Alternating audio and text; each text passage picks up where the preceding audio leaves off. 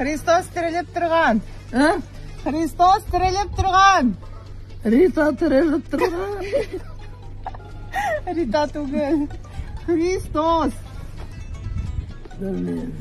Кім қызы? Кім ол?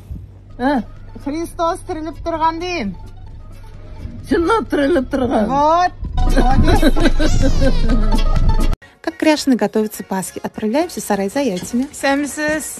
Обязательно здороваемся с курочками и собираем все наши яйца. Надеюсь, хватит. В этом году красим 80 яиц. Обязательно моем.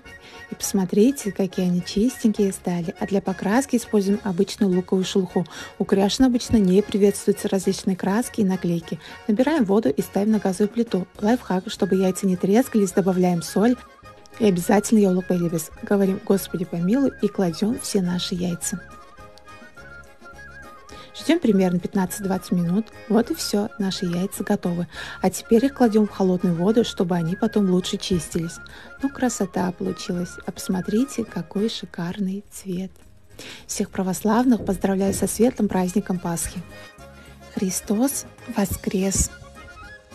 Христос тіріліп тұрған!